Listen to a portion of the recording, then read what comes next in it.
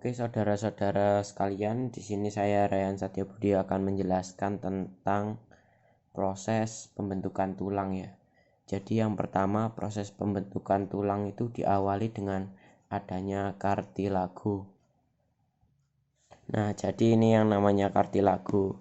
Kartilago ini terbentuk sejak adanya embrio. Nah, jadi di dalam kartilago itu adanya rongga. Nah, sebelum dari itu, kartilago itu dibuat dari sel-sel mesenkim yang sebelumnya dari proses bayi saat belum lahir. Nah, di dalam rongga ini itu ada yang namanya osteoblas. Osteoblas itu merupakan penyusun dari tulang-tulang sejati. Nah, jadi buat bakalnya begitu untuk membuat tulang sejati.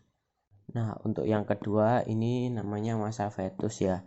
Nah, di masa fetus ini sudah muncul pembuluh-pembuluh darah. Nah, ini pembuluh-pembuluh darah itu ada di dalam osteoblas. Nah, perlu kalian ingat kalau misalnya darah itu merupakan sumber nutrisi bagi tulang. Nah, kalau sudah mengedar di sini, jaringan tuh mulai di dalamnya mulai tumbuh jaringan tulang dan juga rongga sumsumnya juga sudah mulai tumbuh. Nah, di masa ini nih, ini pada masa bayi terjadi pertumbuhan bentuk tulang dan juga pertumbuhan sekunder. Nah, maksudnya apa? Maksudnya itu pertumbuhan tulang menjadi lebih panjang, lebih kuat, dan lebih berbentuk lah seperti orang dewasa. Nah, di sini kan berarti semakin banyak, semakin dikasih darah kan mengalir terus, semakin tumbuh, semakin tumbuh, semakin tumbuh. Nah, nanti jadinya jadi sudah besar. Nah, untuk di bagian dewasa nih, nah ini sudah dewasa ya, contohnya ini saya ambil misalnya tulang pipa lah ya. Nah, ini di pinggir ini epifisis namanya. Nah, di antara ini namanya metafasis. Dan yang di tengah itu disebut diafasis. Nah, perlu kalian ingat lagi, untuk bagian tengah itu merupakan proses osifikasi primer.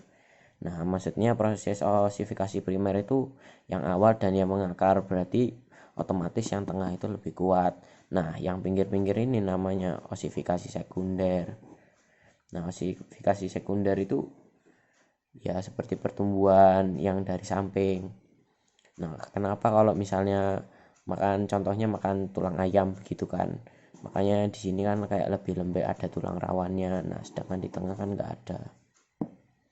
Ya, terima kasih dari penjelasannya.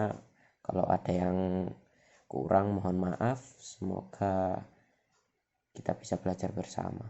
Terima kasih.